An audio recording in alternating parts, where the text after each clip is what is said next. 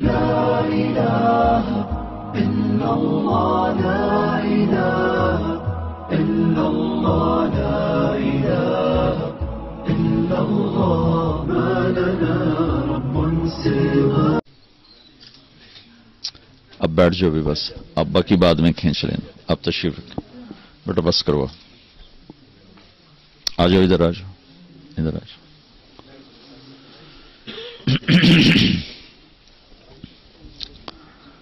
بسم اللہ الرحمن الرحیم، والصلاة والسلام على سیدنا و مولانا محمد وعلى آلہ وصحبہ اجمعین، اما بعد.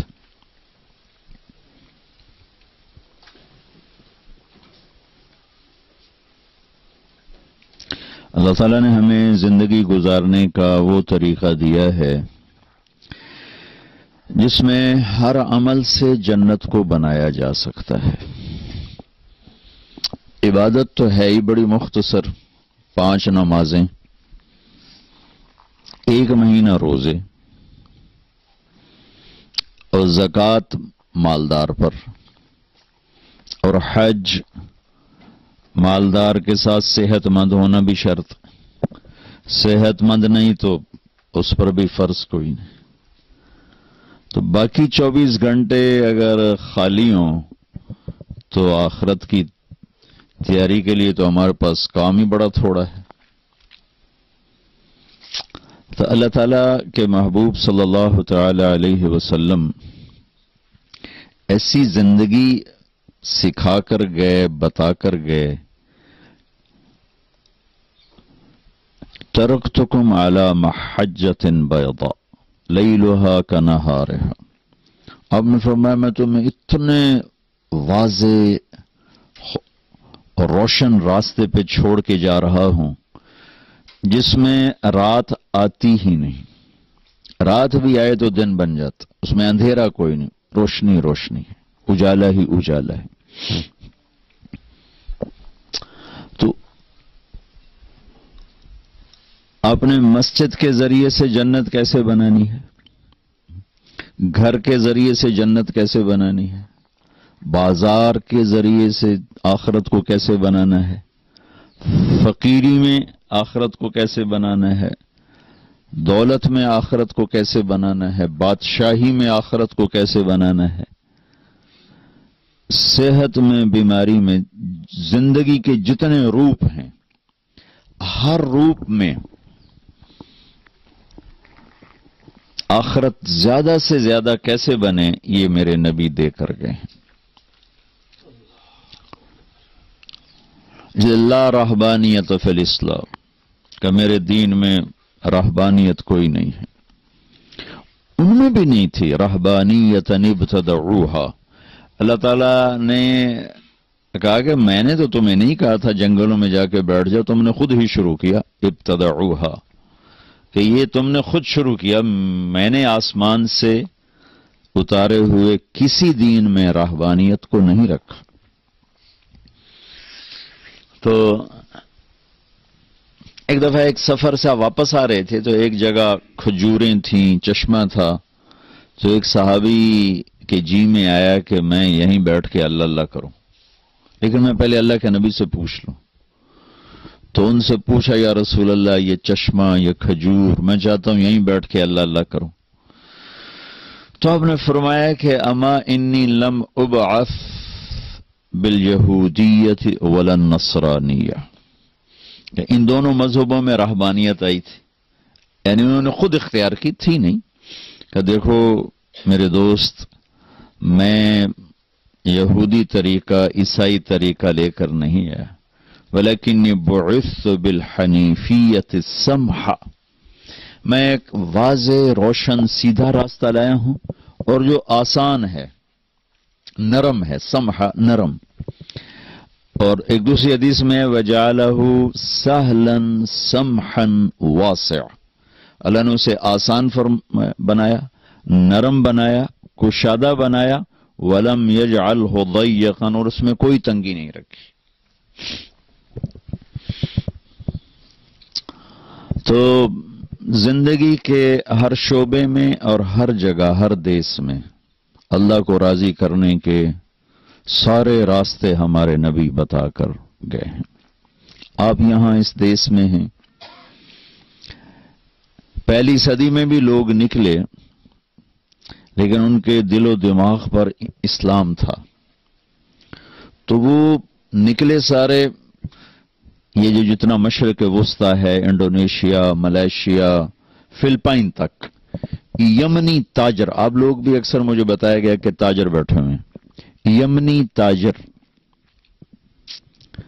بحری راستوں سے بڑے واقف تھے. تو انڈونیشیا میں، ملائیشیا میں، فلپائن میں اور کاشغر سے آگے جتنا چین ہے، اس میں جتنا اسلام پھیلا ہے تاجروں نے پھیلا ہے. تو صرف پیسہ بنانے کے لیے نہیں نکلتے تھے، اپنا سودا بھی بیچتے تھے، اسلام کو بھی پیش کرتے تھے. تو انہوں نے دنیا کا سب سے بڑا اسلامی ملک انڈونیشیا ہے، پاپولیشن کے لحاظ سے بھی، رقبے کے لحاظ سے بھی. وہاں خون کا ایک قطرہ نہیں گرا جہاد کے نام پر، اور سارا انڈونیشیا مسلمان ہو گیا. کچھ علاقوں میں رہ گئے غیر مسلم، ورنہ وہ 90-95% میں گیا انڈونیشیا مسلمان ہے. وہ بہت اچھے مسلمان ہیں، کوئی لڑائی نہیں، کوئی جھگڑا نہیں ہماری طرح، جھوٹے مقدمے، جھوٹی لڑائیاں، ناک کی انہوں نے ناک کنجے ہی کوئی نہیں تو لڑتا ہی کوئی نہیں. جتنا ملائیشیا ہے اس میں کہیں تلوار نہیں چلی اور سارا اسلام پھیل گیا. فلپائن میں اب اس وقت 17% مسلمان ہیں. ایک دور میں یہاں 70% مسلمان تھے.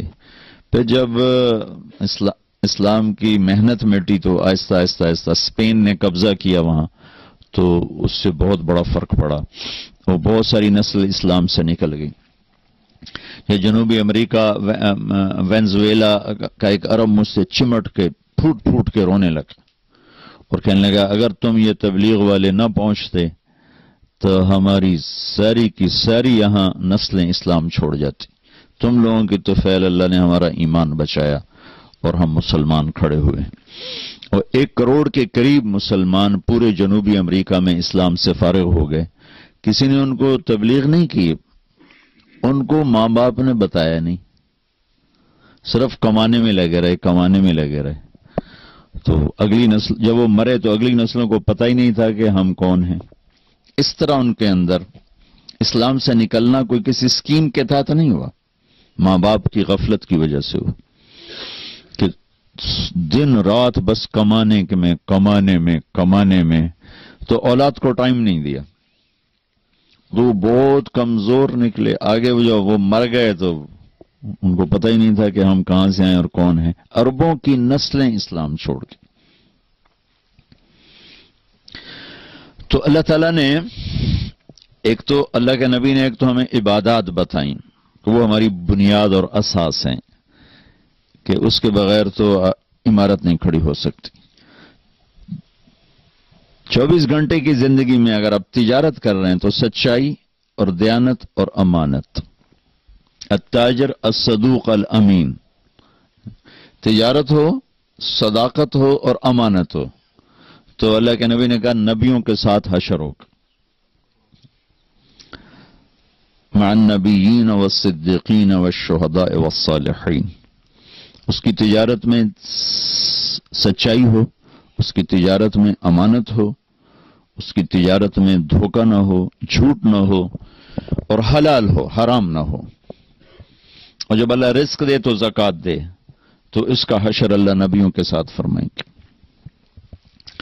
جو ٹاپ 10 صحابہ ہیں جن کو ایک مجلس میں جنت کی بشارت ملی، ابو بکر جنتی، عمر جنتی، عثمان جنتی، علی جنتی، زبیر جنتی، طلحہ جنتی، سعد بن ابی وقاص جنتی، ابو عبیدہ جنتی، عبد الرحمن بن عوف جنتی، سعید بن زید جنتی. یہ سارے بڑے بڑے لوگ تھے، ان میں کوئی چھوٹا آدمی نہیں. یعنی سارے قریشی ہیں. قریشی بڑا خاندان ہے، ساری دنیا کا سب سے بڑا خاندان قریش ہے. یہ سب قریشی ہیں.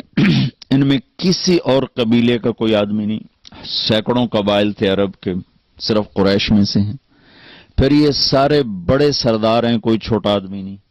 پھر یہ سارے تاجر تھے، کوئی مزدور پیشہ نہیں، کوئی ذمہ دار نہیں، کوئی مزدور نہیں، یا حکمران تھے یا تاجر تھے. ابوبکر، عمر، عثمان، علی، یہ اللہ نے ان کو حکومتیں عطا فرمائیں.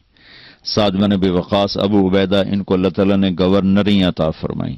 طلحہ رضی اللہ تعالیٰ عنہ جبکہ کوئی اتنے وسائل نہیں تھے تو ان کے بحری جہاز چلتے تھے تجارت.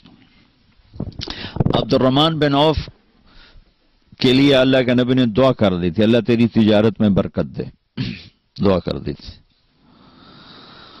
تو جب ان کا انتقال ہوا تو 3 ارب 10 کروڑ 20 لاکھ دینار وراثت میں چھوڑے.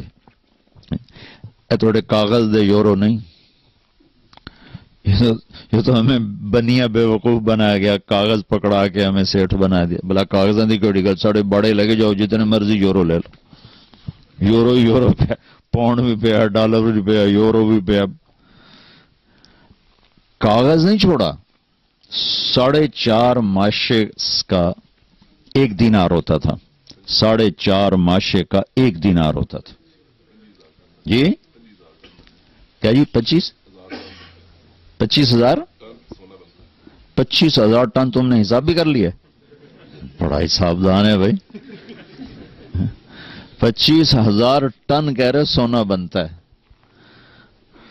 اور وہ ٹاپ 10 آدمیوں میں سے ہیں، 10 بڑے آدمیوں میں سے ہیں. یہ تو ابھی میں نے بتایا جو انہوں نے سکے چھوڑے، ڈھلے ہوئے سکے. 3 ارب 10 کروڑ 20 لاکھ دینار، 1,000 گھوڑے، 1,000 اونٹ، 10,000 بکریاں، اور سونے کے ٹائلز جو ویسے تھیں سکے میں نہیں تھیں، وہ اولاد میں، بچے بچیوں، بیگمات میں جب تقسیم فرمایا گیا تو وہ آریاں کاٹتے کاٹتے ٹوٹ گئے.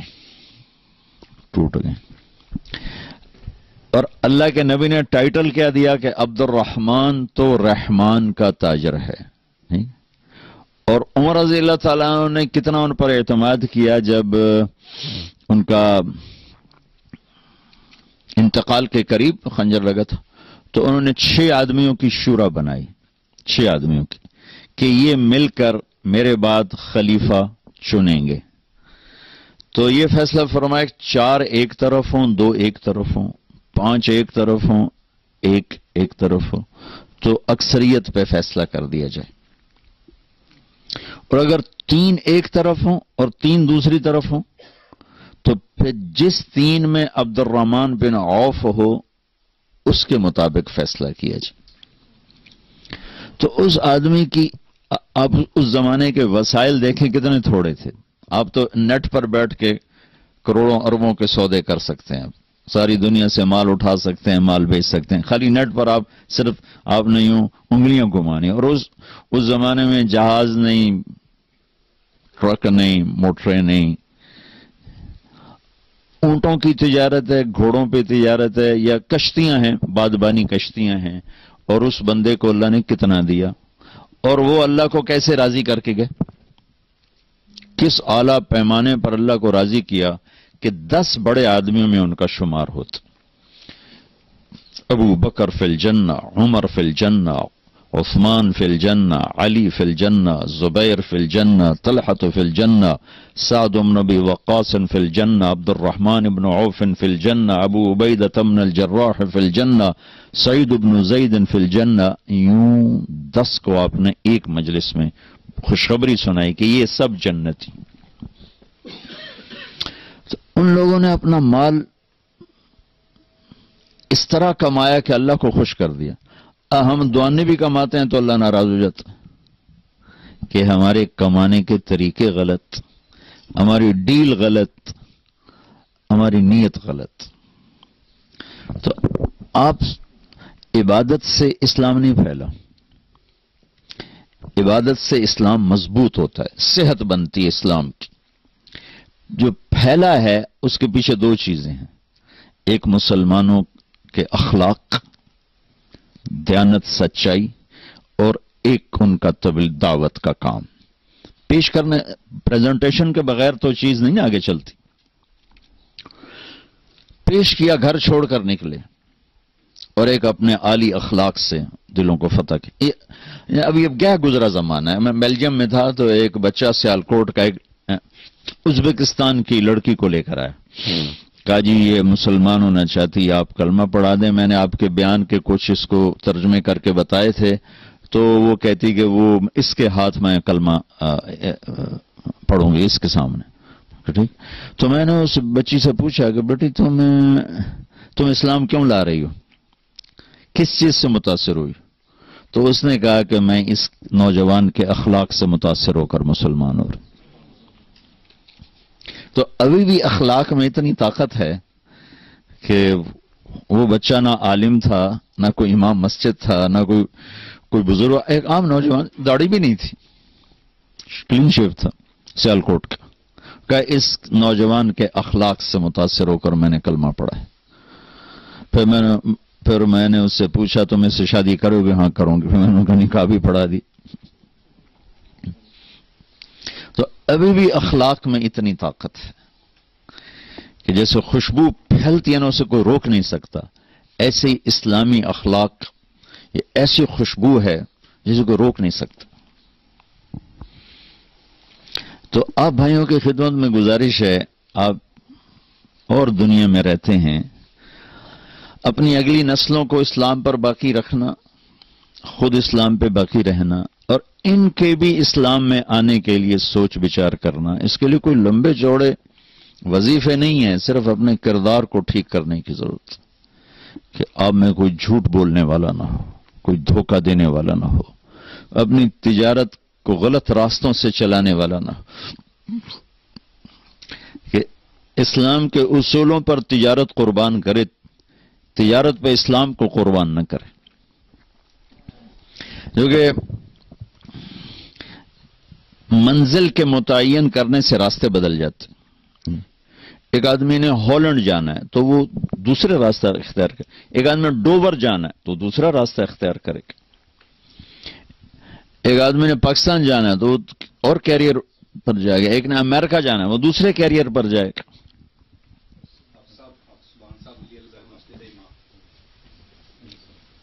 تشریف رکھیں.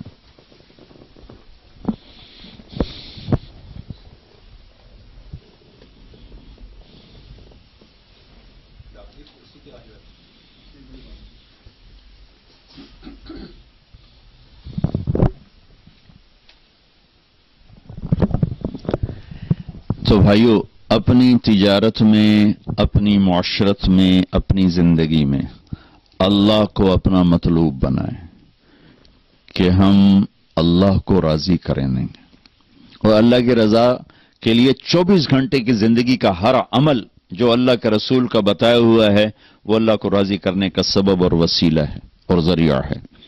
اللہ کے نبی نے فرمایا ابتساموں کا فی وجہ اخی کا صدقہ, تو کسی کو مسکرا کے مل تو یہ بھی تیرے لیے آخرت کا ذخیرہ ہے. جس کو ہنس کے ملو کہ یہ صدقہ ہے, صدقہ. بیوی کے منہ میں نوالا دو اپنے ہاتھوں سے تو کہ یہ بھی تیرے لیے صدقہ ہے. بیوی سے حسن سلوک ہے, اگر بچوں سے بھی محبت فطری ہے, بیوی سے بھی محبت فطری ہے, لیکن اس میں کچھ عدم تربیت کی وجہ سے غصے اور انا اور رسم و رواج تو خلیج پیدا ہو جاتی ہے اور یہ خوبصورت تعلق یہ بدصورت بن جاتا ہے. لیکن اگر ایک آدمی تھوڑا سا رعایت کر کے اپنے بیوی سے اچھا سلوک رکھتا ہے, اس کا دل نہیں دکھاتا, اس کو بے عزت نہیں کرتا, اس کو خوار نہیں کرتا, اس کو عزت دیتا ہے, اس میں کوئی کمی ہے تو اس کو برداشت کرتا ہے, تو میرے نبی نے فرمایا سب سے پہلے جو عمل انسان کے ترازو میں تولا جائے گا, سب سے پہلا عمل وہ بیوی سے سلوک تولا جائے گا.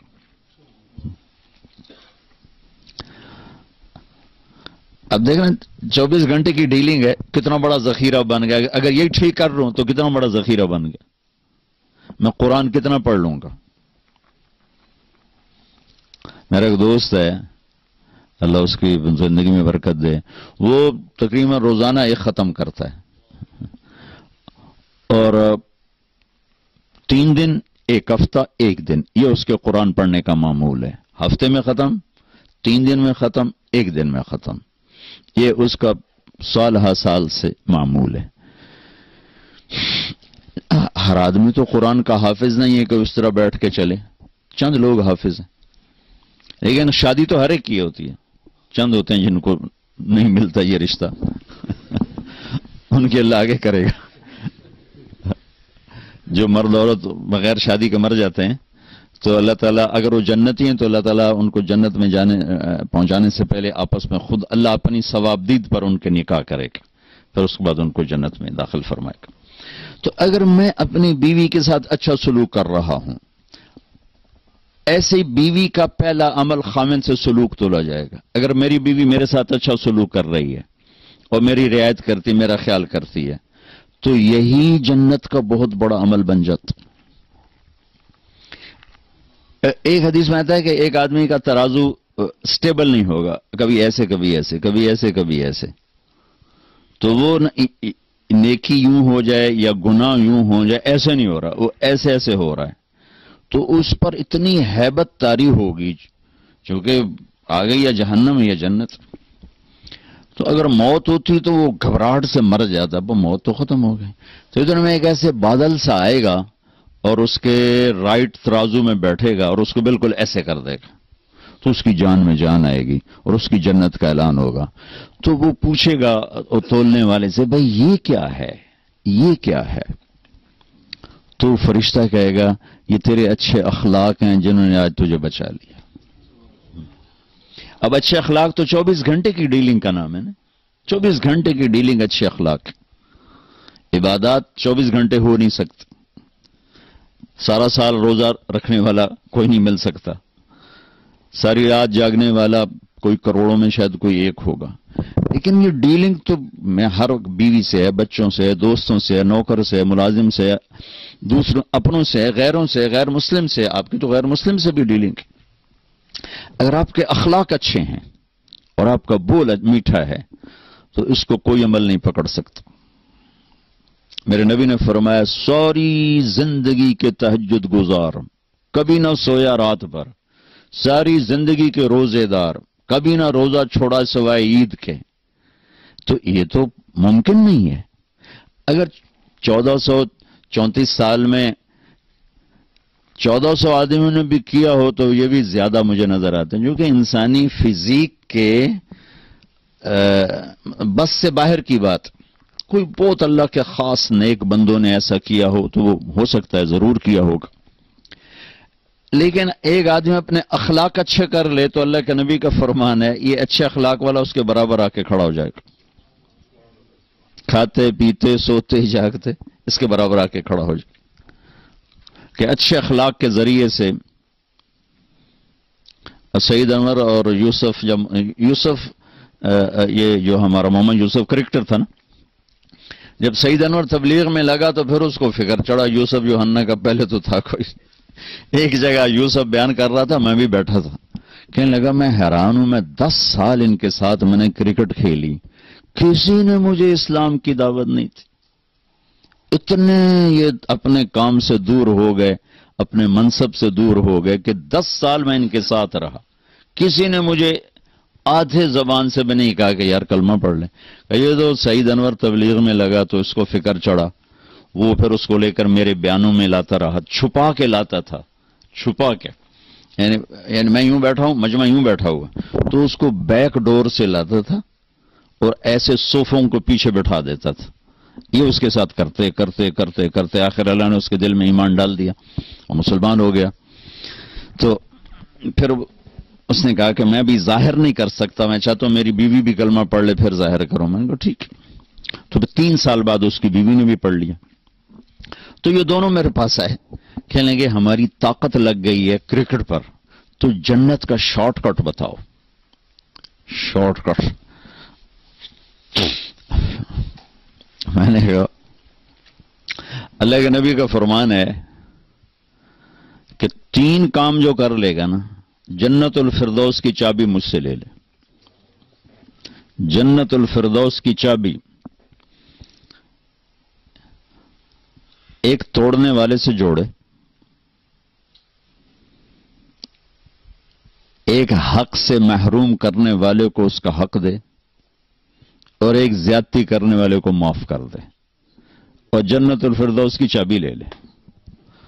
कहने लगे तो औखे काम में कोई सौखे दस।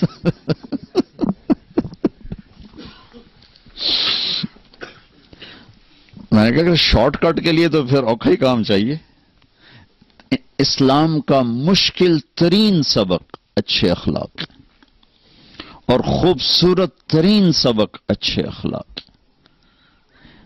हर चीज की एक मेकअप होता है ना, जिससे वो चीज खूबसूरत हो जाती। हर चीज का एक मेकअप है जिससे वो चीज खूबसूरत हो जाती। तो इस्लाम का जो मेकअप है वो अच्छे अखलाक है। जैसे हमारा मेकअप जो लिबास, लिबास हमें जीनत देता। औरत का मेकअप जेवर है, उससे वो खूबसूरत हो जाती। थोड़ा कलर वगैरह लगाने उससे वो खूबसूरत हो जाती। इस्लाम का लिबास, इस्लाम का जेवर, इस्लाम का मेकअप, इस्लाम का हुस्न, वो हमारे अच्छे अखलाक जिससे वो खूबसूरत हो जाता। इसको कोई चीज नहीं पकड़ सकती। हमारे नबी ने लंबी नमाजें पढ़ी तो अल्लाह ने मना कर दिया, मा अंज़लना अलैकल कुरआन लितशक़ा। मेरे महबूब इतनी लंबी ना पढ़ के आपके पांव ही फट जाएं। अब पांव पे वरम आ जाता था तो नहीं करना, दरमियानी पढ़, दरमियानी। आपने सारा माल खर्च कर दिया, अल्लाह ने उससे भी रोक दिया। ला तबसुतहा कुल्लल बस्त फतक़उद मलूमन महसूरा। मेरा नबी ने ऐसा भी ना कहा, कुछ अपने लिए रख, कुछ खर्च कर। जिस काम के लिए आए थे तबलीग, उसमें अपना सीना जलाया तो अल्लाह ने उससे भी रोक दिया। फला तज़हब नफ्सुका अलैहिम हसरात। मेरा नबी तबलीग तो कर पर अपना अंदर न जला, अपना अंदर न जला। अब ये तीन बड़े काम है। दुनिया का सबसे बड़ा काम तबलीग है कि 1.25 लाख नबियों ने तबलीग की है और कोई काम नहीं किया। और फिर इबादत में सबसे बड़ी इबादत नमाज है, और उसके बाद सबसे बड़ी इबादत माल का खर्च करना है, सखावत। अल्लाह कहा मेरे नबी सखावत जरूर कर, दरमियाना। नमाज लंबी पढ़, दरमियानी। तबलीग जरूर कर, अपने आप को खत्म ना कर। अच्छा, लेकिन जब हमारे नबी ने अखलाक अच्छे दिखाए तो अल्लाह ने इस पर शाबाश दी। इन्नका लअला खुलुकिन अज़ीम। मेरे नबी आपका रब आपको शाबाश देता, आपके अखलाक बड़े जबरदस्त। और एक लफ्ज है अरबी में ज़ू, एक है आला। इन्नका लज़ू खुलुकिन अज़ीम का मतलब है आपके अखलाक बहुत आलीशान है। और इन्नका लअला खुलुकिन अज़ीम का मतलब है कि मेरे महबूब इंसानी तसव्वुर में जितने भी अखलाक आ सकते हैं और आइंदा आएंगे क़यामत तक, वो सब आपके गुलाम बन चुके हैं। ये अला का मतलब है। तो अल्लाह अला का लफ्ज लेकर है, जू का नहीं लाए। और इतनी तारीफ करने के बाद कि आपके अखलाक आखिरी हद तक हैं, फिर अल्लाह ने मजीद मुतालबा किया, वक़्फ़िज़ जनाहक लिल मुमिनीन। ईमान वालों के आगे अपने पर बिछा दो। मजीद मुतालबा किया। इस आयत को मैं किसी तफसीर से नहीं समझाऊं, मतलब तफसीर भी पढ़ी है, लेकिन इस आयत को जो मैं अच्छी तरह समझाऊं ना, वो अपने कॉलेज दौर के, हमारा गांव दरिया रावी के करीब है, 3-4 मील के फासले पर। हमारे बचपन में ज़राअत बहुत कम थी, जंगल ज्यादा थे। तो दरिया रावी के साथ एक बेला था, बहुत बड़ा जंगल। तो हम उस वक्त छोटे छोटे थे, सारे कजन्स भी। तो हम शिकार खेलने चले जाते थे जंगल में, और वहां हफ्ता 10 दिन वहीं रहते थे। वो छोटे छोटे गांव थे जंगल के अंदर। तो उसमें हमारे ताया और हमारे वालिद का एक दोस्त था, चाचा सरदारा। उसके हम जाकर न कोठे पे कब्जा करते थे। तो उसने 2 कोठे हमारे लिए फारग करने होते थे, एक नौकरों के लिए, एक हमारे लिए। تو ہم صبح نکلتے تھے شکار کے لیے، تیتر کا شکار ہوتا تھا، اور شام کو 100 70 60 50 40 اتنے تیتر مارتے، پھر آپ اپنا ان کو بھوننا کھانا۔ یہ جو اللہ نے کہا ہے نا وَخْفِضْ جَنَاحَكَ، کہ ایمان والوں کے لیے پر بچھا، ساڑھے پر ہوندے نہیں یا ہاتھ ہوندے ہیں، پر بچھاؤ۔ ہمارے تو بازو ہیں، اللہ کہہ رہا ہے پر بچھاؤ۔ وہ جب تیتر کو باہر نکالتے تھے، بیچ میں کھلی جگہ آ جاتی تھی، تو چاچا سردارا وہ ایک جھاڑی کے پیچھے بیٹھ کے نا تیتری کی آواز نکالتا تھا، اس پر بیچارے وہ دھوکے میں آ کے باہر نکلتے تھے، ان پر ہم فائر کرتے تھے۔ تو جو وہ LGS ہوتے تھے وہ چھوٹے چھوٹے چھرے، تو اس کو چھرے لگتے، تھوڑا سا اڑتا اور گرتا، گر کے اپنے پر یوں پھیلاتا تھا ایسے، ٹانگیں ادھر پر ادھر، گردن ادھر، اور یہ وہ زبان حال سے کہتا تھا کہ ہون بشک ذبح کر، ہون با میں بھون کے کھا، تے با میں تل کے کھا، ہون میں تیرے وس پہ گیا۔ یہ تعبیر قرآن نے استعمال کی ہے یہاں، کہ ایمان والوں کے آگے ایسے بچھ جاؤ کہ ان کی زیادتیاں بھی برداشت کرو، ان کی سختیاں بھی برداشت کرو، اور اجر اللہ پہ چھوڑ دو، اللہ تمہارا اجر کبھی ضائع نہیں کرے گا۔ قدردان ہے، قدردان ہے، قدردان ہے۔ آپ نے بنی اسرائیل کے ایک آدمی کا واقعہ سنایا کہ وہ اللہ کی بارگاہ میں پیش کیا گیا، فرشتوں نے کہا بھائی تیرے پاس کوئی نیکی ہے؟ وہ کہنے لگا کوئی نہیں۔ کہا بھائی تو سوچ کے بتا، کہنے لگا کوئی نہیں، خالی نہ نماز نہ روزہ نہ ذکر نہ تلاوت۔ اب ایک کچھ، کہنے لگا ہاں ایک ہے، میں تاجر تھا، جس سے لینا ہوتا تھا تو میں نوکروں سے کہتا تھا کہ انذر الموسر، بھائی پیسے لینے میں سختی نہ کیا کرو، جو جب دے دے لے لیا کرو، تنگ نہ کیا کرو، جو جب دے دے دے دیا کرو، جو دے سکتا ہے۔ وَتَجَاوَزُوا عَنِ الْمُعْسِرِ، اور جو دینے کے قابل نہیں رہا تو میں کہتا تھا معاف کر دو۔ کہا اے ایک نیکی ہے جو تسی سمجھو، باقی میرے پلے کھ نہیں۔ تو اس کا کیس اللہ کے سامنے لگا، تو فرشتوں نے کہا یا اللہ اس کا صحیفہ خالی ہے، یہ ایک بات بتاتا ہے۔ تو اللہ تعالیٰ نے فرمایا میرے بندے کیا ہے تیرے پاس؟ تو وہ اس نے کہا یا اللہ میں ویسے تو خالی ہوں، بس میں تاجر تھا، تو جن سے پیسے لینے ہوتے تھے اور وہ دے سکتے تھے تو ان کو تنگ نہیں کرتا تھا کہ دو تو دو، وعدہ آ گیا وعدہ آ گیا، ڈھیل دیتا تھا، اور جو دینے کے قابل نہیں رہتے تھے ان کو میں معاف کر دیتا تھا۔ تو اللہ تعالیٰ فرمائیں گے میرے بندے تو میرے بندوں کو معاف کرتا رہا، چل میں بھی تجھے آج معاف کرتا ہوں، جا۔ حسن سلوک اتنی بڑی دولت بھائیو، دنیا پھری ہے، 6 بر-اعظم کئی دفعہ پھرنے کا موقع ملا ہے، عبادت والے کروڑوں ہیں، علم والے کروڑوں ہیں، حج عمرے والے کروڑوں ہیں، ذکر تلاوت والے کروڑوں ہیں، روزے والے کروڑوں ہیں، اخلاق والے کروڑ اکٹھے کروں تو ایک بھی نہیں ملتا۔ دکھ سے کہہ رہا ہوں، 10 کروڑ میں شاید میں 10 بھی نہ نکال سکوں جو توڑنے والے سے جوڑتے ہوں، جو زیادتی کرنے والے کو معاف کرتے ہوں، جو نہ دینے والے کو دیتے ہوں۔ یہ اخلاق کا معیار اللہ کے نبی نے بیان فرمایا ہے کہ آپ نے کہا ابو ہریرہ اپنے اخلاق تو اچھے کر، کہا یا رسول اللہ وہ کیا ہیں؟ تو جو میں نے پہلے آپ کو حدیث میں کہا تصل من قطعک، توڑنے والے سے جوڑ، وتعطی من حرمک، جو نہیں دیتا اس کو دے، وتعفو عن من ظلمک، جو زیادتی کرتا معاف کرتا۔ کئی عالی اخلاق ہیں، یہ کر، یہ جنت نہیں جنت الفردوس اے چابی۔ تو بھائیو اسلامی اخلاق کے ساتھ زندگی گزارو، اپنی تجارت میں سچائی لاؤ، دیانتداری لاؤ، صدق و امانت لاؤ، لین دین میں کھرے ہو، جس کا دینا ہے وقت پہ دو، جس سے لینا ہے محبت سے اس سے ڈیمانڈ اور مطالبہ کرو، بے عزت نہ کرو۔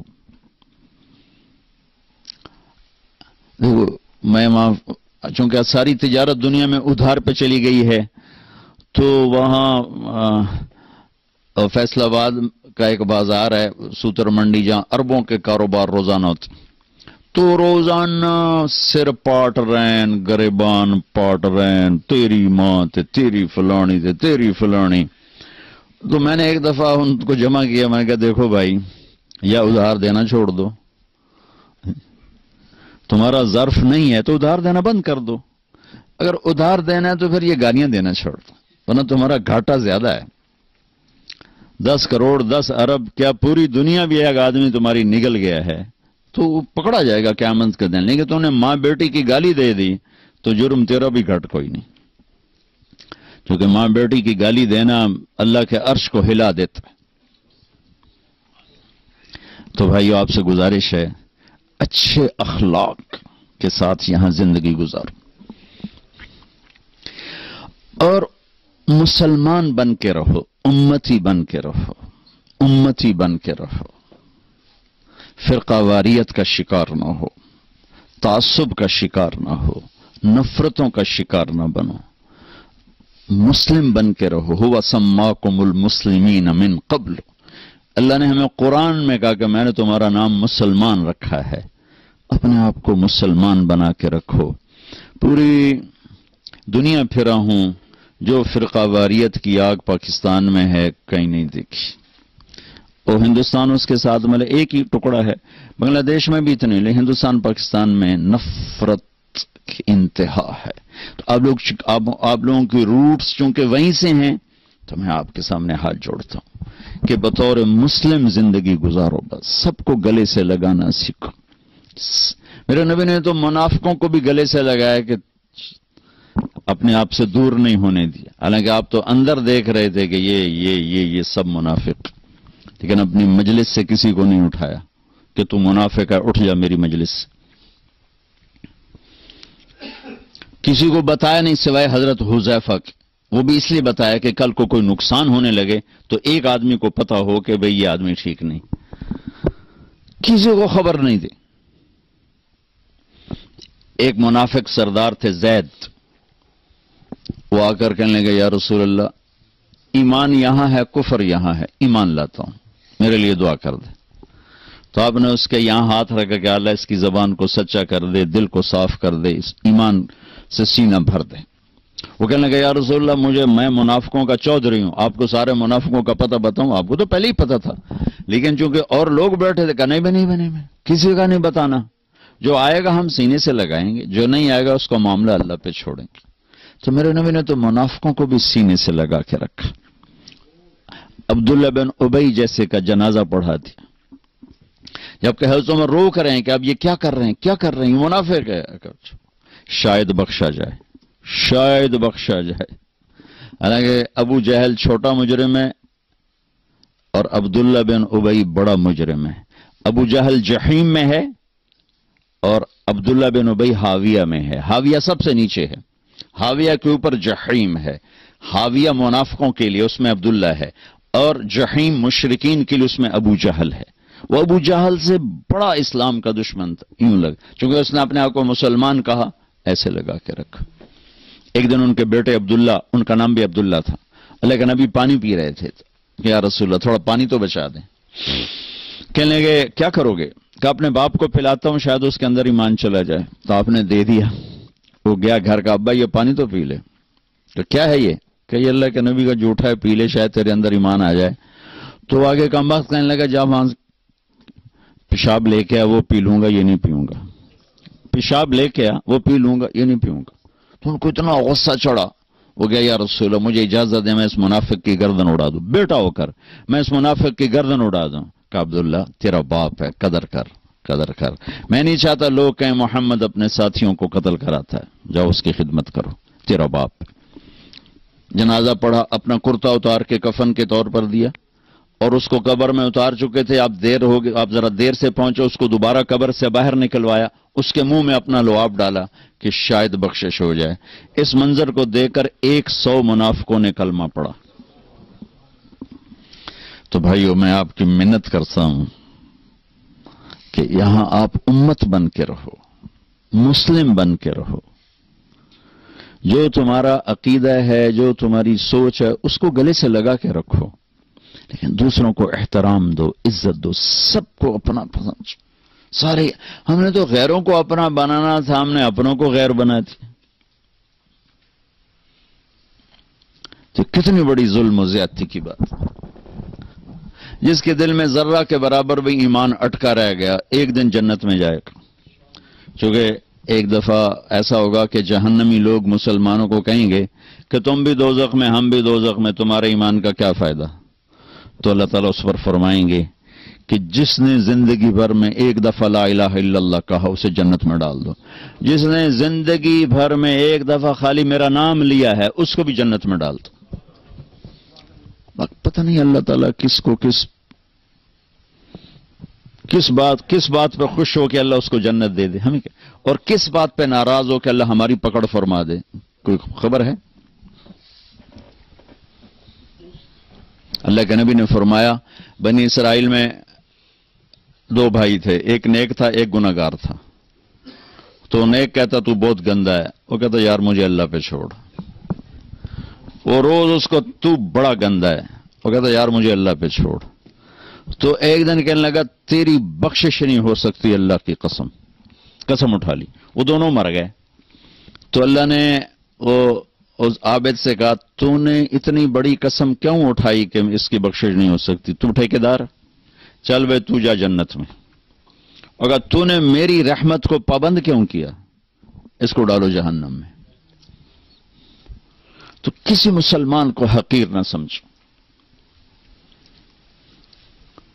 سب کو عزت دو. ہمارا کام تو گلے لگانا نہ کہ نفرت کرنا. مثلا ایک آدمی آپ کا نزدیک غلط ہے تو وہ سمجھو وہ مریض ہے، تو مریض کا علاج ہوتا ہے کہ مریض کو ہسپتال سے نکالا جاتا. وینا ملک ہمارے انڈسٹری میں وہ لڑکی جس نے بالکل کپڑے اتار دیا، ننگی ہو کے آ گئی. بر صغیر میں کسی ہندو لڑکی نے بھی یہ یہاں تک سٹیپ نہیں اٹھایا کہ وہ بالکل ننگی سکرین پہ آ جائے. وہ لڑکی تھی جو ننگی ہو کے سکرین پہ آ گئی انڈیا میں. تو میں 1 جنوری کو پہنچا ٹیونس سے دبئی، تو مجھے کسی نے کہا کہ وینا ملک کی شادی ہو گئی. میں نے کہا یار میری ملاقات کراؤ. انہوں نے کہا آپ اس سے ملیں گے؟ میں نے کہا کیوں نہیں، اللہ کے نبی کی امتی ہے، پتہ نہیں کب اللہ دل بدل دے. تو اس کو پیغام بھیجا، اس نے معذرت کر لی، کہا نہیں میں نہیں آتی. میں نے کہا چلو مجھے اجازت دو میں آ جاؤں. تو اس نے کہا وہ آنا چاہتے ہیں تو آ جائیں. میرے ساتھ جواد وسیم تھے، وہ ٹی وی میں کام کرتے ہیں، ماشاءاللہ تبلیغ میں بہت کام کیا انہوں نے. میں ان کو ساتھ لیا اور اس کے گھر چلا گیا. اس نے ایک نوجوان تھا، اسد پٹھان تھا، اس سے انہوں نے شادی کی تھی. تو میں نے اسے کہا بیٹی آپ کو شادی مبارک، اللہ آپ کا گھر آباد کرے، اچھی بیوی بنائے، اچھی ماں بنائے. آپ کے لیے ہمیشہ دعا کی ہے. جب بھی آپ کی خبریں چھپتی تھیں بدنامی کی تو میں آپ کے لیے دعا کیا کرتا تھا اور تمنا کرتا تھا کہ میری آپ کی کبھی ملاقات ہو جائے. تو وہ رو پڑی، اس کی آنکھوں میں آنسو آ گئے. مجھے نہیں سمجھ میں آیا کہ وہ کس بات پہ اس کے آنسو نکلے ہیں. ہم اٹھ کے آ گئے. پھر میں چلا گیا جبوتی سے واپس آیا تو پھر میرا 2 دن کا سٹے تھا اور یمن جانا تھا. تو دونوں میاں بیوی خود آ گئے جس ہوٹل میں ٹھہرا ہوا تھا. میں سر پہ پورا دوپٹہ لیا ہوا، کہا مولانا آپ نے میری زندگی بدل دی، اور یہ دوپٹہ آپ دیکھ رہے ہیں یہ زندگی بھر سر سے کبھی نہیں اترے گا. میں نے کہا بیٹی میں نے تو کچھ نہیں کہا، تمہاری زندگی کیسے بدل گئی؟ کہا یہ میرا خامند بیٹھا ہے، میں نے اس کے ساتھ یہ ایگریمنٹ کیا تھا کہ شادی کر رہی ہوں فلم نہیں چھوڑوں گی. 6 فلمیں سائن کی ہوئی تھی ابھی بھی اس سال، 6 فلمیں سائن کی ہوئی. کہا میں نے اسے کہا تھا میں شادی تو کر رہی ہوں فلمیں نہیں چھوڑوں گی. لیکن میں نے کہا تو تیرا ارادہ کیسے بدل گیا؟ کہا آپ نے مجھے بیٹی کہا، آپ جیسا میرے جیسا کوئی بیٹی کہہ سکتا ہے؟ مجھے تو ماں باپ بیٹی کہنے کو تیار نہیں. تو آپ نے مجھے بیٹی کہا، مجھے عزت دی، میرا دل پگھل گیا.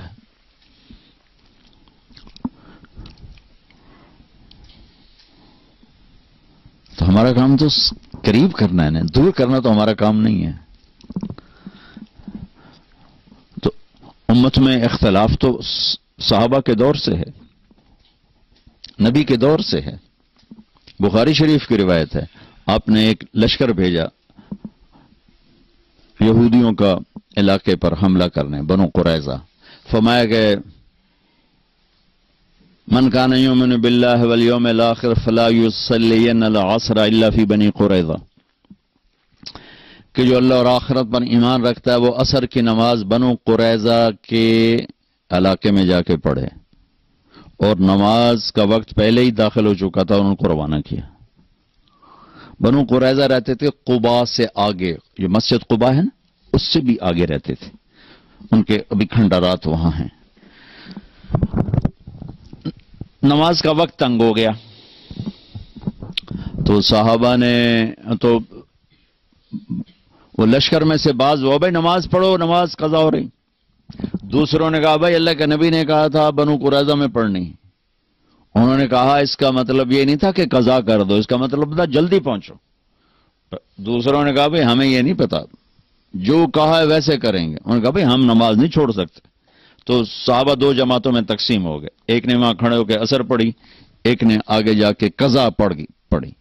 اگلے دن اللہ کے نبی تشریف لے گئے۔ اب دیکھیں دو بالکل اپوزٹ سمت ہیں، یا یہ غلط ہے یا یہ غلط، یا ٹھیک ہے یا یہ ٹھیک ہے۔ تو دونوں نے اپنا معاملہ پیش کیا، تو اب خاموش رہے۔ خاموش رہنے، نبی کے خاموش رہنے کا مطلب تصدیق ہوتا ہے کہ تم نے بھی ٹھیک کیا ہے، تم نے بھی ٹھیک کیا۔ تو ہمیں سینہ کھلا رکھے۔ عبداللہ بن عمر رفع یدین کرتے تھے، عبداللہ بن مسعود نہیں کرتے تھے۔ حضرت معاویہ رضی اللہ عنہ ایک وتر پڑھتے تھے، عبداللہ بن عباس 3 وتر پڑھتے تھے۔ یہ سب صحابہ کے کام ہیں۔ آپ نے کبھی اونچی آمین بھی کہی ہے، کبھی آہستہ آمین بھی کہی ہے۔ تو ہم اس پر آپس میں نفرتوں کا شکار نہ ہوں۔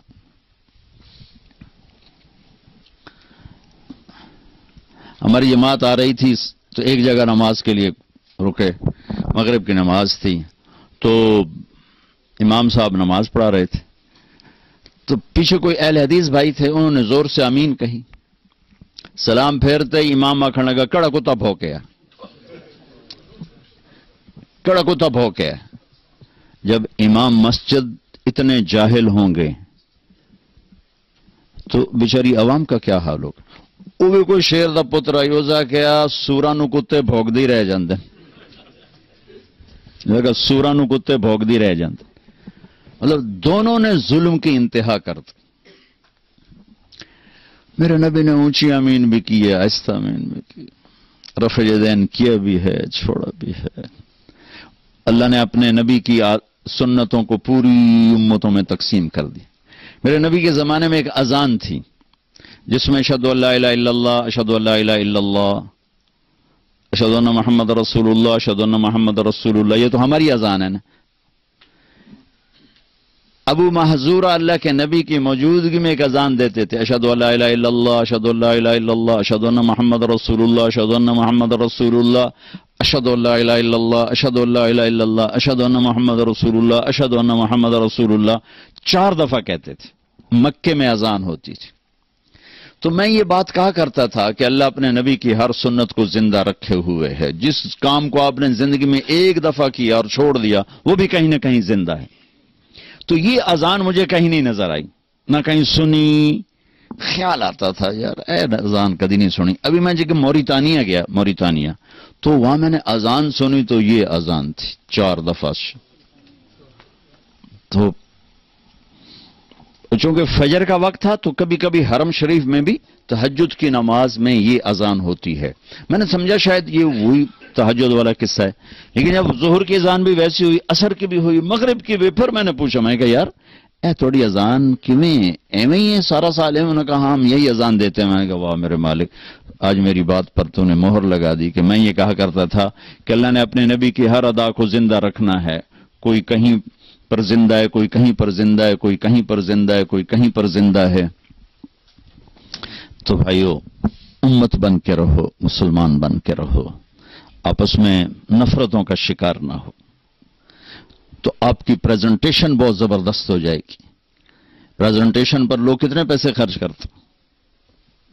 میں روڈ پہ رکا، ایک میڈیسن لینی تھی بالکل سستی سی، تو ادھر میڈیکل سٹور تھا جہاں میری گاڑی روکی، تو میں نے بھیجا، میں نے کہا یار دوائی لو. پھر میری نظر ادھر پڑی تو ایک بڑا خوبصورت میڈیکل سٹور تھا، اس میں لائٹیں جل رہی تھیں، شیشے لگے تھے. میں کہا یار ادھر میں نے ادو نہ لے ادو جا کے لے.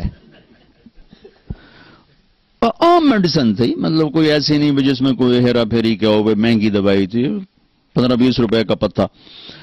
صرف اس کی جو پریزنٹیشن تھی نا، اس نے میرے 20 روپے ادھر لگوا دیے. تو ہم اسلام کو خوبصورت پیش کریں، اسلام پر دھبا نہ بنے،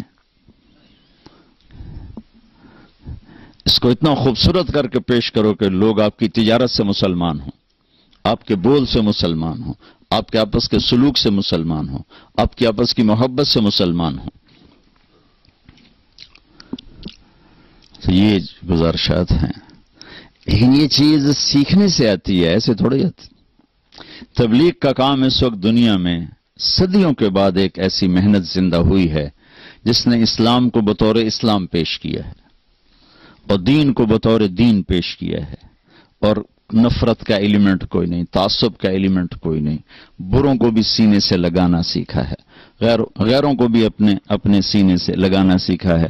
تو اللہ کا فضل و کرم سے کتنے لوگوں کی زندگیاں بدل رہی ہیں. تو آپ سے گزارش ہے، ایک فرائض میں نماز نہ چھوڑیں، جہاں بھی ہو نماز کا اہتمام فرمائیں. کمائیوں میں حرام نہ ہو، حلال ہو، جھوٹ نہ ہو، بددیانتی نہ ہو، خیانت نہ ہو، دھوکہ نہ ہو، فراڈ نہ ہو، اور رزق ہو تو زکوٰۃ پر زکوٰۃ دو. اور آپ کی نسلوں نے یہاں رہنا ہے، اللہ کے واسطے ان کے لیے سکول بناؤ، ان کے لیے مسجدیں بناؤ، ان کے لیے مدرسے بناؤ. اگلی نسل کے لیے سوچو کہ ہم ان کو کچھ دے کر جائیں. کل میرا جہاں بیان تھا، اتنا بڑا سکول انہوں نے بنایا ہوا تھا، وہاں بچے ان کی عربی زبان سیکھ رہے تھے. اپنے بچوں کو عربی سکھا رہے ہیں، اپنے بچوں کو اردو سکھاؤ، اپنے گھروں میں اپنی زبان بولو تاکہ ان کو اپنی ثقافت یاد رہے. اور اپنے سکول بناؤ جس میں اردو ان کو سکھاؤ. فرینچ تو ان کو خود ہی آ جائے گی. اپنی زبان گھر میں بولو، اردو ان کو سکولوں میں سکھاؤ کہ ہمارے دین کی زبان اردو ہے، تو ان کو اردو آئے، ورنہ اگلی نسل کو یہاں پتہ ہی نہیں ہوگا. پاکستان میں مال خرچ کرنے کے بجائے یہاں خرچ کرو. اگر آپ کے بچے یہاں ہیں، آپ کے پاسپورٹ یہاں کے ہیں، تو اب یہ آپ کا ملک ہے. یہاں جتنے لوگ باہر پیسے کما رہے ہیں، ان کا پیسہ پیچھے یا کوٹھیوں پہ لگ رہا ہے، یا شادیوں پہ لگ رہا ہے، یا سیاست پہ لگ رہا ہے، یا لڑائیوں پہ لگ رہا ہے. یہ 4 چیزوں میں ان کا پیسہ ضائع ہو رہا ہے. اور بیچارے ہمارے کچھ عزیز تھے، وہ ساری زندگی کمایا انہوں نے، ڈنمارک میں تھے. جتنا کماتے ماں پیو اتنا بے رحمی سے انہوں نے ان کا پیسہ برباد کیا رشتہ داروں نے، کہ وہ آج بھی فقیر ہیں. وہ ایزی کم ایزی گو ہوتا ہے. آپ لوگ محنت سے کماتے ہو، اس کو سوچو کہ صحیح طریقے سے خرچ کیا جائے. 6 کنال کے گھر میں نے میرپور میں بنے دیکھے ہیں، کھوتے اندر بنے ہوئے، گائے مجھی اندر بنی ہوئی ہیں، چونکہ خود تو رہتے ہیں انگلینڈ میں. تو اس گھر کا ان کو نفع کیا ہے؟ ان کی نسلوں نے تو وہاں جا کے نہیں رہنا ہے. وہاں جائیدادیں بناتے ہیں، پیچھے قبضے ہو جاتے. میرا ماموں کا بیٹا ادھر رہتا ہے لندن، اور جتنی اس نے وہاں خریدی تھی ساری پہ قبضہ ہو گیا. میں کہا ہوں تو چھڑا کے وکھا پاکستان دیا عدالتاں، تیری اگلی نسل بھی نہ چھڑا سکے. وکیل بادشاہ ایڈا طاقتور ہے، ایک گھنڈی پاوے گا 1 سال ٹپا دے گا، اگلے سال 2 گھنڈی پاوے گا 1 سال ہو ٹپا دے گا. تو یہاں پیسہ خرچ کرو، مسجدیں بناؤ اچھی بڑی بڑی، سکول بناؤ اچھے، یہاں مال خرچ کرو. ہاں تمہارے وہاں غریب رشتہ دار ہیں، ان پہ خرچ کرو، والدین ادھر ہیں ان پہ خرچ کرو. لیکن ایسے جائیدادیں خریدنا، اگر نسلیں یہاں ہیں، پاسپورٹ یہاں ہے، تو پیچھے جائیدادیں نہ بناؤ، یہاں بناؤ. یہاں ان کے لیے پروگرام دے کر جاؤ، یا ان کے لیے مساجد دے کر جاؤ، یا ان کے لیے سکول دے کر جاؤ، یہاں ان کے لیے مدرسے دے کر جاؤ، تاکہ اگلی نسل کے پاس اسلام کو لینے کا راستہ تو ہو. ماشاءاللہ انگلینڈ میں جا کر دیکھو انہوں نے کیسے اسکولوں کے جال بچھا دیے، مدرسوں کے جال بچھا دی. تو یہ چند گزارشات ہیں بھائیوں کی خدمت میں، اس پر ضرور غور فرمائیں، ضرور غور فرمائیں، ضرور غور فرمائیں۔ آپس میں پیار محبت سے رہیں، نفرت سے نہ رہیں۔ تعصب، نہ مذہب کا تعصب ہو، نہ قوم کا تعصب ہو، نہ علاقے کا تعصب ہو، نہ زبان کا تعصب ہو۔ رواداری کے ساتھ، کھلے دل کے ساتھ رہنا سیکھو اور فرائض کو زندہ کرو۔ یہ سب کام آسان ہو جائے گا اگر آپ صرف ایک ویکنڈ تبلیغ میں لگانا شروع کر دیں، صرف ایک ویکنڈ، زیادہ نہیں، ایک ویکنڈ تبلیغ میں جانا شروع کر دیں تو انشاءاللہ پوری زندگی بدل جائے گی۔ تو نیت کرتے ہیں، کریں گے انشاءاللہ اس کے سارے بھائی۔ اللہ آپ کو بہت بہت جزائے خیر عطا فرمائے۔ آپ کے آنے کی بہت خوشی ہوئی۔ اس دفعہ ان بھائیوں نے ایک مسجد میں کیا تھا، وہ اتنی بڑی مسجد تھی، اس کے نیچے بھی ہال تھا، اوپر بھی تھا، سارا بھر چکا تھا، نیچے بھی اوپر بھی، اس سے اوپر بھی تھا، وہ سارا بھر چکا تھا۔ بہت خوشی ہوئی، بہت خوشی ہوئی۔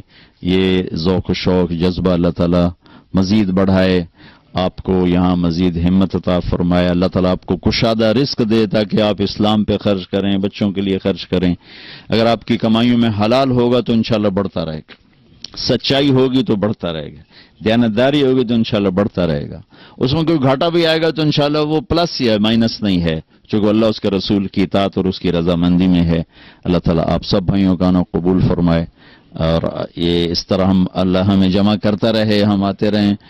کبھی کبھی آنا ہوتا ہے، ویزے کے بھی بڑے مسائل ہوتے ہیں، تو جب مل جاتا ہے تو میری کوشش ہوتی ہے کہ میرا کوئی سفر ہو جائے، بھائیوں سے دوستوں سے ملاقات ہو جائے۔ آپ کے آنے کا بہت بہت شکریہ، بہت بہت مہربانی۔ اللہم لک الحمد کما انت اہلہ فصلی علی محمد کما انت اہلہ وفعل بنا ما انت اہلہ انک اہل التقوی و اہل المغفرہ۔ ربنا آتنا فی الدنیا حسنہ وفی الآخرۃ حسنۃ وقنا عذاب النار۔ یا اللہ ہمارے ان سارے بھائیوں کو قبول فرما، ہم سب کو قبول فرما، ان کو، ان کی نسلوں کو، اولادوں کو، بچوں کو، بچیوں کو اسلامی زندگی سے آراستہ فرما، تقوی کا زیور عطا فرما، آپس میں محبت نصیب فرما۔ یا اللہ امت بن کے رہنے والا بنا، ہمیں تعصب سے بچا، نفرتوں سے بچا، عداوتوں سے بچا۔ یا اللہ الفت و محبت کی فضا قائم فرما، ان سب بھائیوں کو کشادہ بابرکت رزق عطا فرما۔ یا اللہ انہیں خرچ کرنے والا ہاتھ دے، یا اللہ مانگنے والا ہاتھ نہ ہو، دینے والا ہاتھ بنا۔ یا اللہ یہاں ان ہماری نسلوں کے لیے اسکول، مدرسے، کالج، یونیورسٹیاں مسلمان بنانے والے بنے، ان کو اتنے اسباب عطا فرما، یہ ان کو یہاں اسلام کے پھیلنے کا ذریعہ بنا، سچائی والا بنا، صدق والا بنا، امانت والا بنا، دیانت والا بنا۔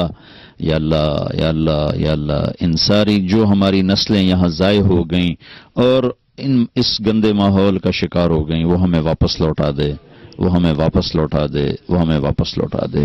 جو ہمیں بیمار ہیں صحت دے دے، جو تنگی کا شکار ہیں فراخی عطا فرما دے، جو ہم میں سے آگے چلے گئے ان کے درجے بلند فرما، جب ہم جانے لگیں تو ایمان پہ خاتمہ نصیب فرما۔ وصلی اللہ تعالی علی النبی الکریم، آمین برحمتک یا اللہ۔ یا الہی ہر جگہ تیری عطا کا ساتھ ہو۔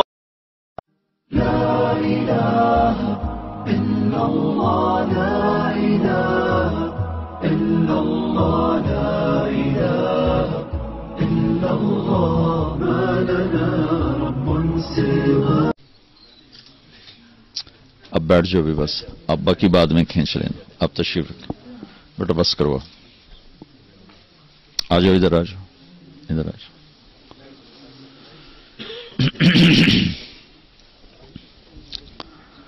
بسم اللہ الرحمن الرحیم، والصلاة والسلام على سیدنا و مولانا محمد وعلى آلہ وصحبہ اجمعین، اما بعد۔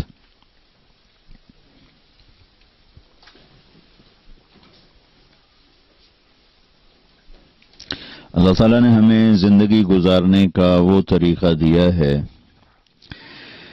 جس میں ہر عمل سے جنت کو بنایا جا سکتا ہے۔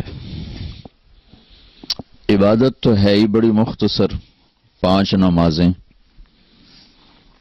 1 مہینہ روزے اور زکوٰۃ مالدار پر، اور حج مالدار کے ساتھ صحت مند ہونا بھی شرط، صحت مند نہیں تو اس پر بھی فرض کوئی نہیں.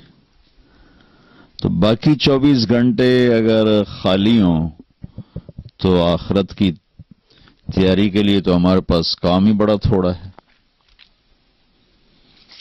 تو اللہ تعالیٰ کے محبوب صلی اللہ تعالی علیہ وسلم ایسی زندگی سکھا کر گئے، بتا کر گئے.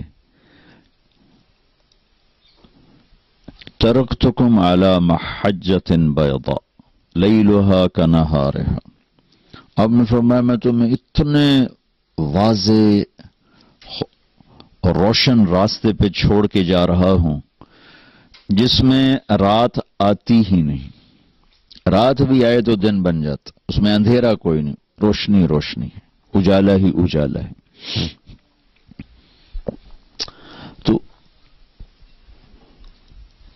آپ نے مسجد کے ذریعے سے جنت کیسے بنانی ہے، گھر کے ذریعے سے جنت کیسے بنانی ہے، بازار کے ذریعے سے آخرت کو کیسے بنانا ہے، فقیری میں آخرت کو کیسے بنانا ہے، دولت میں آخرت کو کیسے بنانا ہے، بادشاہی میں آخرت کو کیسے بنانا ہے، صحت میں، بیماری میں، زندگی کے جتنے روپ ہیں ہر روپ میں آخرت زیادہ سے زیادہ کیسے بنے، یہ میرے نبی دے کر گئے ہیں. لا رہبانیت فی الاسلام کہ میرے دین میں رہبانیت کوئی نہیں ہے. ان میں بھی نہیں تھی. رہبانیت ابتدعوها. اللہ تعالیٰ نے کہا کہ میں نے تو تمہیں نہیں کہا تھا جنگلوں میں جا کے بیٹھ جاؤ، تم نے خود ہی شروع کیا. ابتدعوها کہ یہ تم نے خود شروع کیا. میں نے آسمان سے اتارے ہوئے کسی دین میں رہبانیت کو نہیں رکھا. تو ایک دفعہ ایک سفر سے واپس آ رہے تھے تو ایک جگہ کھجوریں تھیں، چشمہ تھا. تو ایک صحابی کے جی میں آیا کہ میں یہیں بیٹھ کے اللہ اللہ کروں، لیکن میں پہلے اللہ کے نبی سے پوچھ لوں. تو ان سے پوچھا یا رسول اللہ یہ چشمہ، یہ کھجور، میں چاہتا ہوں یہیں بیٹھ کے اللہ اللہ کروں. تو آپ نے فرمایا کہ اما انی لم ابعث بالیہودیت ولا النصرانیہ. کہ ان دونوں مذہبوں میں رہبانیت آئی تھی، یعنی انہوں نے خود اختیار کی تھی نہیں کہ دیکھو میرے دوست میں یہودی طریقہ، عیسائی طریقہ لے کر نہیں آیا، ولیکنی بعثت بالحنیفیت السمحہ. میں ایک واضح روشن سیدھا راستہ لایا ہوں اور جو آسان ہے، نرم ہے. سمحہ نرم. اور ایک دوسری حدیث میں وَجَعَلَهُ سَهْلًا سَمْحًا وَاسِعًا. اللہ نے اسے آسان بنایا، نرم بنایا، کشادہ بنایا. وَلَمْ يَجْعَلْهُ ضَيِّقًا. اور اس میں کوئی تنگی نہیں رکھی.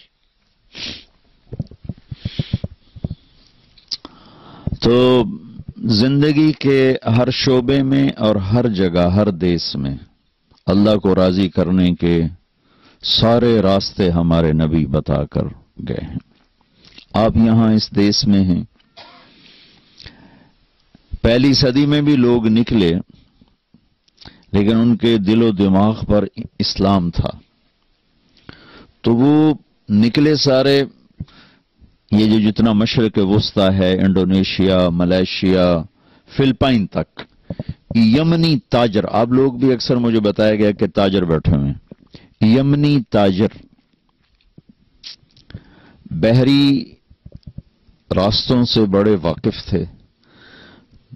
تو انڈونیشیا میں، ملائیشیا میں، فلپائن میں اور کاشغر سے آگے جتنا چین ہے، اس میں جتنا اسلام پھیلا ہے تاجروں نے پھیلا ہے. تو صرف پیسہ بنانے کے لیے نہیں نکلتے تھے، اپنا سودا بھی بیچتے تھے، اسلام کو بھی پیش کرتے تھے. تو انہوں نے دنیا کا سب سے بڑا اسلامی ملک انڈونیشیا ہے، پاپولیشن کے لحاظ سے بھی، رقبے کے لحاظ سے بھی. وہاں خون کا ایک قطرہ نہیں گرا جہاد کے نام پر، اور سارا انڈونیشیا مسلمان ہو گیا۔ کچھ علاقوں میں رہ گئے غیر مسلم، ورنہ وہ 90-95% میں گیا انڈونیشیا مسلمان ہے، وہ بہت اچھے مسلمان ہیں، کوئی لڑائی نہیں، کوئی جھگڑا نہیں ہماری طرح، جھوٹے مقدمے، جھوٹی لڑائیاں، ناک کی انہوں دی ناک کنجی ہی کوئی نہیں تو لڑتا ہی کوئی نہیں۔ جتنا ملائیشیا ہے اس میں کہیں تلوار نہیں چلی اور سارا اسلام پھیل گیا۔ فلپائن میں اب اس وقت 17% مسلمان ہیں، ایک دور میں یہاں 70% مسلمان تھے، پھر جب اسلام کی محنت مٹی تو آہستہ آہستہ آہستہ اسپین نے قبضہ کیا وہاں، تو اس سے بہت بڑا فرق پڑا اور بہت ساری نسل اسلام سے نکل گئی۔ یہ جنوبی امریکہ وینزویلا کا ایک عرب مجھ سے چمٹ کے پھوٹ پھوٹ کے رونے لگا اور کہنے لگا اگر تم یہ تبلیغ والے نہ پہنچتے تو ہماری ساری کی ساری یہاں نسلیں اسلام چھوڑ جاتی، تم لوگوں کی تو فعل اللہ نے ہمارا ایمان بچایا اور ہم مسلمان کھڑے ہوئے، اور 1 کروڑ کے قریب مسلمان پورے جنوبی امریکہ میں اسلام سے فارغ ہو گئے۔ کسی نے ان کو تبلیغ نہیں کی، ان کو ماں باپ نے بتایا نہیں، صرف کمانے میں لگے رہے، تو اگلی نسل جب وہ مرے تو اگلی نسلوں کو پتہ ہی نہیں تھا کہ ہم کون ہیں۔ اس طرح ان کے اندر اسلام سے نکلنا کوئی کسی اسکیم کے تحت نہیں ہوا، ماں باپ کی غفلت کی وجہ سے ہوا کہ دن رات بس کمانے میں تو اولاد کو ٹائم نہیں دیا، وہ بہت کمزور نکلے، آگے وہ مر گئے تو ان کو پتہ ہی نہیں تھا کہ ہم کہاں سے آئے اور کون ہیں۔ اربوں کی نسلیں اسلام چھوڑ گئی۔ تو اللہ تعالیٰ نے ایک تو اللہ کے نبی نے ایک تو ہمیں عبادات بتائیں کہ وہ ہماری بنیاد اور اساس ہیں کہ اس کے بغیر تو عمارت نہیں کھڑی ہو سکتی۔ 24 گھنٹے کی زندگی میں اگر آپ تجارت کر رہے ہیں تو سچائی اور دیانت اور امانت، التاجر الصدوق الامین، تجارت ہو، صداقت ہو اور امانت ہو، تو اللہ کے نبی نے کہا نبیوں کے ساتھ حشر ہوگا، مع النبیین والصدیقین والشہداء والصالحین۔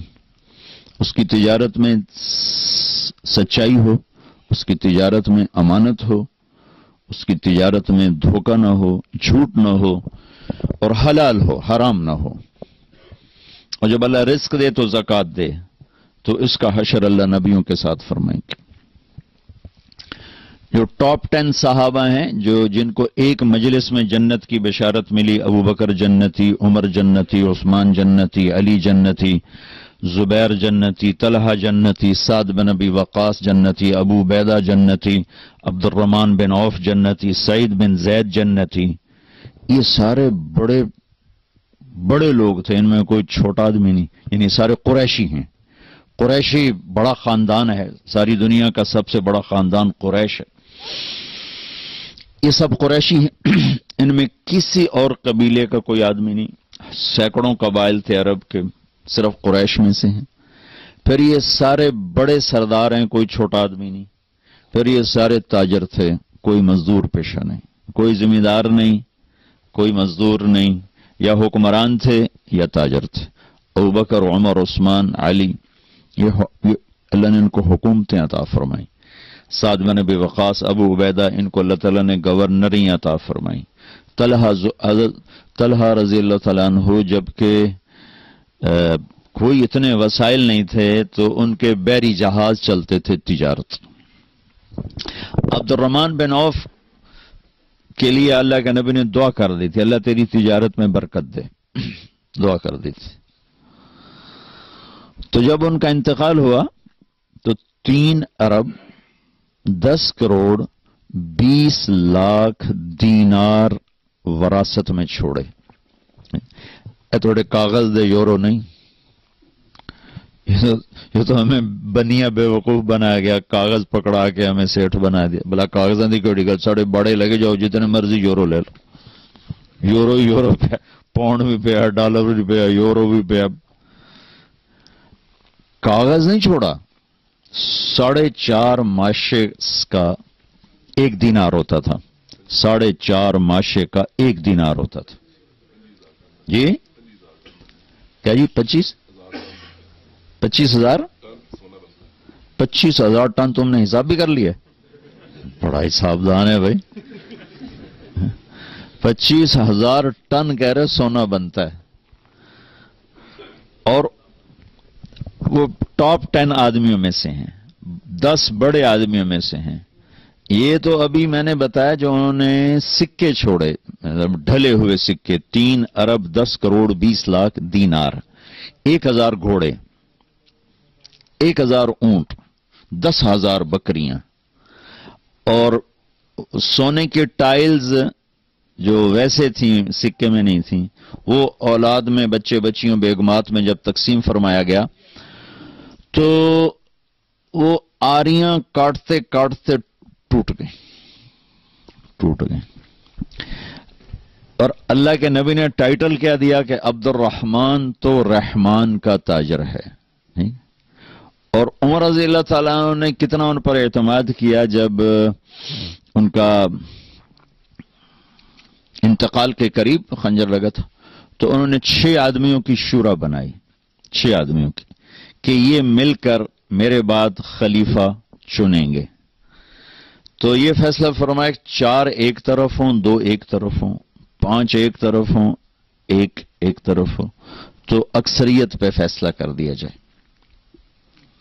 اور اگر 3 ایک طرف ہوں اور 3 دوسری طرف ہوں تو پھر جس 3 میں عبد الرحمن بن عوف ہو اس کے مطابق فیصلہ کیا جائے. تو اس آدمی کی، آپ اس زمانے کے وسائل دیکھیں کتنے تھوڑے تھے. آپ تو نیٹ پر بیٹھ کے کروڑوں اربوں کے سودے کر سکتے ہیں، ساری دنیا سے مال اٹھا سکتے ہیں، مال بیچ سکتے ہیں. خالی نیٹ پر آپ نے یوں انگلیاں گھمانی. اور اس زمانے میں جہاز نہیں، ٹرک نہیں، موٹریں نہیں، اونٹوں کی تجارت ہے، گھوڑوں پہ تجارت ہے، یا کشتیاں ہیں، بادبانی کشتیاں ہیں.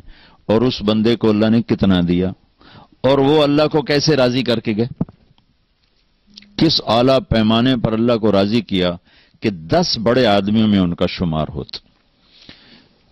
ابو بکر فی الجنہ، عمر فی الجنہ، عثمان فی الجنہ، علی فی الجنہ، زبیر فی الجنہ، طلحۃ فی الجنہ، سعد بن ابی وقاص فی الجنہ، عبد الرحمن بن عوف فی الجنہ، ابو عبیدہ بن الجراح فی الجنہ، سعید بن زید فی الجنہ. یوں 10 کو آپ نے ایک مجلس میں خوشخبری سنائی کہ یہ سب جنتی. تو ان لوگوں نے اپنا مال اس طرح کمایا کہ اللہ کو خوش کر دیا. ہم دعانے بھی کماتے ہیں تو اللہ ناراض ہو جاتا کہ ہمارے کمانے کے طریقے غلط، ہماری ڈیل غلط، ہماری نیت غلط. تو آپ عبادت سے اسلام نہیں پھیلا، عبادت سے اسلام مضبوط ہوتا ہے، صحت بنتی ہے اسلام کی. جو پھیلا ہے اس کے پیچھے 2 چیزیں ہیں، ایک مسلمانوں کے اخلاق، دیانت، سچائی، اور ایک ان کا دعوت کا کام پیش کرنے. پریزنٹیشن کے بغیر تو چیز نہیں آگے چلتی. پیش کیا، گھر چھوڑ کر نکلے، اور ایک اپنے عالی اخلاق سے دلوں کو فتح کی. ابھی اب کیا گزرا زمانہ ہے. میں بیلجیم میں تھا تو ایک بچہ سیالکوٹ کا ایک ازبکستان کی لڑکی کو لے کر آیا، کہا جی یہ مسلمان ہونا چاہتی، آپ کلمہ پڑھا دیں. میں نے آپ کے بیان کے کچھ اس کو ترجمے کر کے بتائے تھے تو وہ کہتی کہ وہ اس کے ہاتھ میں کلمہ پڑھوں گی اس کے سامنے. ٹھیک. تو میں نے اس بچی سے پوچھا کہ بیٹی تم اسلام کیوں لا رہی ہو، کس چیز سے متاثر ہوئی؟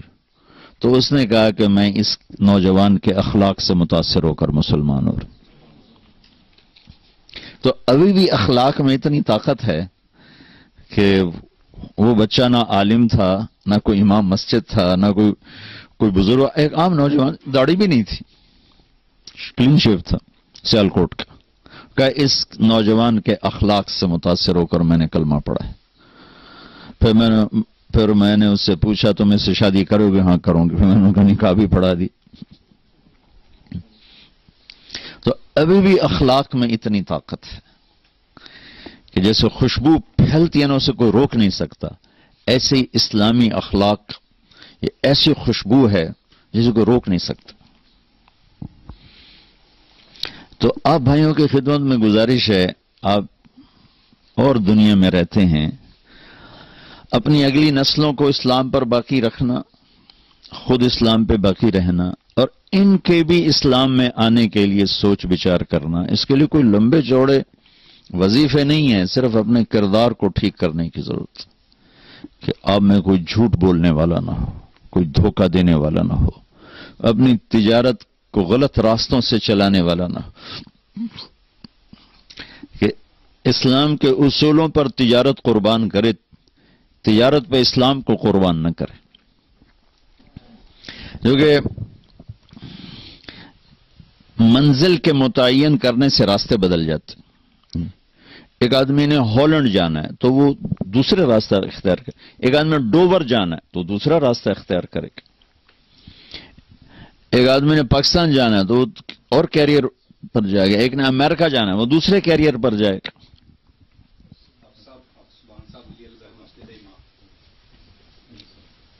تشریف رکھیں۔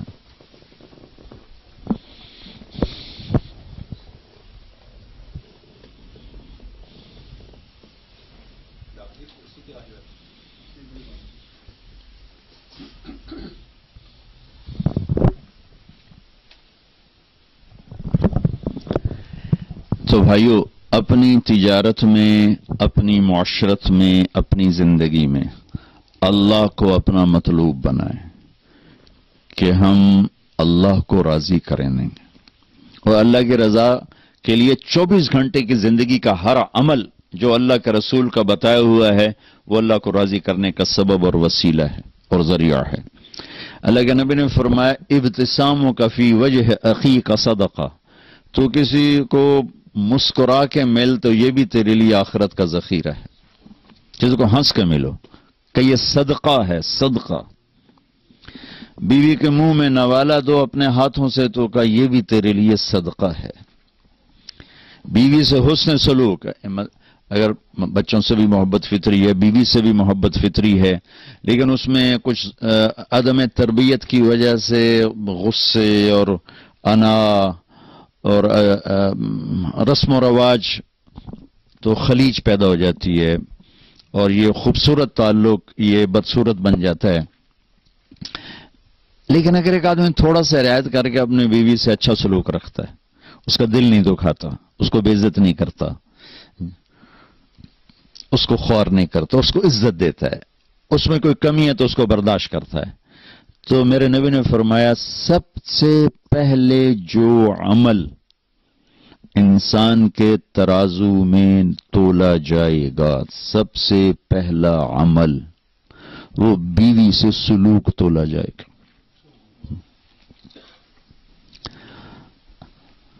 اب دیکھ رہے ہیں 24 گھنٹے کی ڈیلنگ ہے، کتنا بڑا ذخیرہ بن گیا، اگر یہی ٹھیک کر رہا ہوں تو کتنا بڑا ذخیرہ بن گیا، میں قرآن کتنا پڑھ لوں گا۔ میرا ایک دوست ہے، اللہ اس کی زندگی میں برکت دے، وہ تقریباً روزانہ ایک ختم کرتا ہے، اور 3 دن، ایک ہفتہ، ایک دن، یہ اس کے قرآن پڑھنے کا معمول ہے۔ ہفتے میں ختم، 3 دن میں ختم، 1 دن میں ختم، یہ اس کا سال ہر سال سے معمول ہے۔ ہر آدمی تو قرآن کا حافظ نہیں ہے کہ اس طرح بیٹھ کے چلے، چند لوگ حافظ ہیں، لیکن شادی تو ہر ایک کی ہوتی ہے، چند ہوتے ہیں جن کو نہیں ملتا یہ رشتہ ان کے اللہ آگے کرے گا۔ جو مرد عورت بغیر شادی کے مر جاتے ہیں تو اللہ تعالیٰ، اگر وہ جنتی ہیں تو اللہ تعالیٰ ان کو جنت میں پہنچانے سے پہلے آپس میں خود اللہ اپنی ثوابدید پر ان کے نکاح کرے گا، پھر اس کے بعد ان کو جنت میں داخل فرمائے گا۔ تو اگر میں اپنی بیوی کے ساتھ اچھا سلوک کر رہا ہوں، ایسے بیوی کا پہلا عمل خامن سے سلوک تولا جائے گا۔ اگر میری بیوی میرے ساتھ اچھا سلوک کر رہی ہے اور میری رعایت کرتی، میرا خیال کرتی ہے، تو یہی جنت کا بہت بڑا عمل بن جاتا۔ ایک حدیث میں آتا ہے کہ ایک آدمی کا ترازو سٹیبل نہیں ہوگا، کبھی ایسے کبھی ایسے، کبھی ایسے کبھی ایسے، تو وہ نیکی یوں ہو جائے یا گناہ یوں ہو جائے، ایسے نہیں ہو رہا، وہ ایسے ایسے ہو رہا ہے، تو اس پر اتنی ہیبت طاری ہوگی چونکہ آ گئی یا جہنم یا جنت. تو اگر موت ہوتی تو وہ گھبراہٹ سے مر جاتا، وہ موت تو ختم ہو گئی. تو ادھر میں ایک ایسے بادل سا آئے گا اور اس کے رائٹ ترازو میں بیٹھے گا اور اس کو بالکل ایسے کر دے گا، تو اس کی جان میں جان آئے گی اور اس کی جنت کا اعلان ہوگا. تو وہ پوچھے گا تولنے والے سے، بھائی یہ کیا ہے، یہ کیا ہے؟ تو فرشتہ کہے گا یہ تیرے اچھے اخلاق ہیں جنہوں نے آج تجھے بچا لیا. اب اچھے اخلاق تو 24 گھنٹے کی ڈیلنگ کا نام ہے نا، 24 گھنٹے کی ڈیلنگ اچھے اخلاق. عبادات 24 گھنٹے ہو نہیں سکتی، سارا سال روزہ رکھنے والا کوئی نہیں مل سکتا، ساری رات جاگنے والا کوئی کروڑوں میں شاید کوئی ایک ہوگا. لیکن یہ ڈیلنگ تو میں ہر بیوی سے ہے، بچوں سے ہے، دوستوں سے ہے، نوکر سے ہے، ملازم سے ہے، دوسروں اپنوں سے ہے، غیروں سے، غیر مسلم سے. آپ کی تو غیر مسلم سے بھی ڈیلنگ. اگر آپ کے اخلاق اچھے ہیں اور آپ کا بول میٹھا ہے تو اس کو کوئی عمل نہیں پکڑ سکتا. میرے نبی نے فرمایا ساری زندگی کے تہجد گزار، کبھی نہ سویا رات بھر، ساری زندگی کے روزے دار، کبھی نہ روزہ چھوڑا سوائے عید کے. تو یہ تو ممکن نہیں ہے. اگر 1434 سال میں 1400 آدمیوں نے بھی کیا ہو تو یہ بھی زیادہ مجھے نظر آتے ہیں، کیونکہ انسانی فزیک کے بس سے باہر کی بات. کوئی بہت اللہ کے خاص نیک بندوں نے ایسا کیا ہو تو وہ ہو سکتا ہے ضرور کیا ہوگا. لیکن ایک آدمی اپنے اخلاق اچھے کر لے تو اللہ کے نبی کا فرمان ہے یہ اچھے اخلاق والا اس کے برابر آ کے کھڑا ہو جائے گا. کھاتے پیتے سوتے جاگتے اس کے برابر آ کے کھڑا ہو جائے کہ اچھے اخلاق کے ذریعے سے. سعید انور اور یوسف یہ جو ہمارا محمد یوسف کرکٹر تھا نا، جب سعید انور تبلیغ میں لگا تو پھر اس کو فکر چڑھا یوسف یوحنا کا، پہلے تو تھا کوئی. ایک جگہ یوسف بیان کر رہا تھا، میں بھی بیٹھا تھا، کہنے لگا میں حیران ہوں، میں 10 سال ان کے ساتھ میں نے کرکٹ کھیلی، کسی نے مجھے اسلام کی دعوت نہیں تھی. اتنے یہ اپنے کام سے دور ہو گئے، اپنے منصب سے دور ہو گئے کہ 10 سال میں ان کے ساتھ رہا، کسی نے مجھے آدھے زبان سے بھی نہیں کہا کہ یار کلمہ پڑھ لیں. یہ تو سعید انور تبلیغ میں لگا تو اس کو فکر چڑھا، وہ پھر اس کو لے کر میرے بیانوں میں لاتا رہا، چھپا کے لاتا تھا، چھپا کے.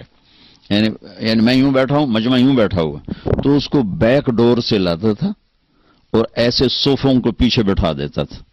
یہ اس کے ساتھ کرتے کرتے کرتے کرتے آخر اللہ نے اس کے دل میں ایمان ڈال دیا اور مسلمان ہو گیا. تو پھر اس نے کہا کہ میں بھی ظاہر نہیں کر سکتا، میں چاہتا ہوں میری بیوی بھی کلمہ پڑھ لے پھر ظاہر کروں. میں نے کہا ٹھیک. تو 3 سال بعد اس کی بیوی نے بھی پڑھ لیا. تو یہ دونوں میرے پاس آئے، کہنے لگے ہماری طاقت لگ گئی ہے کرکٹ پر، تو جنت کا شارٹ کٹ بتاؤ. Short cut. میں نے کہا اللہ کے نبی کا فرمان ہے کہ 3 کام جو کر لے گا نا، جنت الفردوس کی چابی مجھ سے لے لے. جنت الفردوس کی چابی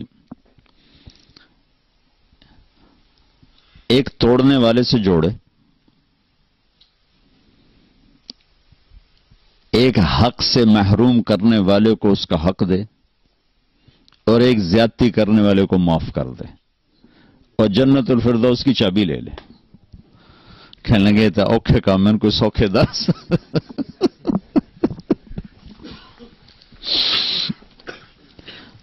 میں نے کہا کہ شارٹ کٹ کے لیے تو پھر اوکھا ہی کام چاہیے. اسلام کا مشکل ترین سبق اچھے اخلاق اور خوبصورت ترین سبق اچھے اخلاق. ہر چیز کی ایک میک اپ ہوتا ہے نا جس سے وہ چیز خوبصورت ہو جاتی. ہر چیز کا ایک میک اپ ہے جس سے وہ چیز خوبصورت ہو جاتی. تو اسلام کا جو میک اپ ہے وہ اچھے اخلاق. جیسے ہمارا میک اپ جو لباس ہمیں زینت دیتا. عورت کا میک اپ زیور ہے، اس سے وہ خوبصورت ہو جاتی. تھوڑا کلر وغیرہ لگانے اس سے وہ خوبصورت ہو جاتی. اسلام کا لباس، اسلام کا زیور، اسلام کا میک اپ، اسلام کا حسن، وہ ہمارے اچھے اخلاق جس سے وہ خوبصورت ہو جاتا. اس کو کوئی چیز نہیں پکڑ سکتی. ہمارے نبی نے لمبی نمازیں پڑھی تو اللہ نے منع کر دیا. ما انزلنا علیک القرآن لتشقى، میرے محبوب اتنی لمبی نہ پڑھ کے آپ کے پاؤں ہی پھٹ جائیں. اب پاؤں پہ ورم آ جاتا تو نہ کرنا، درمیانی پڑھ، درمیانی. آپ نے سارا مال خرچ کر دیا، اللہ نے اس سے بھی روک دیا. لا تبسطها كل البسط فتقعد ملوما محسورا، میرا نبی نے ایسا بھی نہ کہا. کچھ اپنے لیے رکھ، کچھ خرچ کر. جس کام کے لیے آئے تھے تبلیغ، اس میں اپنا سینہ جلایا تو اللہ نے اس سے بھی روک دیا. فلا تذهب نفسك عليهم حسرات، میرا نبی تبلیغ تو کر پر اپنا اندر نہ جلا، اپنا اندر نہ جلا. اب یہ 3 بڑے کام ہیں. دنیا کا سب سے بڑا کام تبلیغ ہے کہ 1.25 لاکھ نبیوں نے تبلیغ کی ہے اور کوئی کام نہیں کیا. اور پھر عبادات میں سب سے بڑی عبادت نماز ہے، اور اس کے بعد سب سے بڑی عبادت مال کا خرچ کرنا ہے، سخاوت. اللہ کہا میرے نبی سخاوت ضرور کر، درمیانہ. نماز لمبی پڑھ، درمیانی. تبلیغ ضرور کر، اپنے آپ کو ختم نہ کر. اچھا، لیکن جب ہمارے نبی نے اخلاق اچھے دکھائے تو اللہ نے اس پر شاباش دی. انک لعلی خلق عظیم، میرے نبی آپ کا رب آپ کو شاباش دیتا، آپ کے اخلاق بڑے زبردست. اور ایک لفظ ہے عربی میں ذو، ایک ہے علی. انک لذو خلق عظیم کا مطلب ہے آپ کے اخلاق بہت عالی شان ہیں. اور انک لعلی خلق عظیم کا مطلب ہے کہ میرے محبوب انسانی تصور میں جتنے بھی اخلاق آ سکتے ہیں اور آئندہ آئیں گے قیامت تک، وہ سب آپ کے غلام بن چکے ہیں. یہ علا کا مطلب ہے. تو اللہ علا کا لفظ لے کر ہے، زو کا نہیں لائے. اور اتنی تعریف کرنے کے بعد کہ آپ کے اخلاق آخری حد تک ہیں، پھر اللہ نے مزید مطالبہ کیا وَخْفِضْ جَنَاحَكَ لِلْمُؤْمِنِينَ، ایمان والوں کے آگے اپنے پر بچھا دو. مزید مطالبہ کیا. اس آیت کو میں کسی تفسیر سے نہیں سمجھاؤں، مطلب تفسیر بھی پڑھی ہے، لیکن اس آیت کو جو میں اچھی طرح سمجھاؤں نا، وہ اپنے کالج دور کے، ہمارا گاؤں دریائے راوی کے قریب ہے، 3-4 میل کے فاصلے پر. ہمارے بچپن میں زراعت بہت کم تھی، جنگل زیادہ تھے، تو دریائے راوی کے ساتھ ایک بیلا تھا بہت بڑا.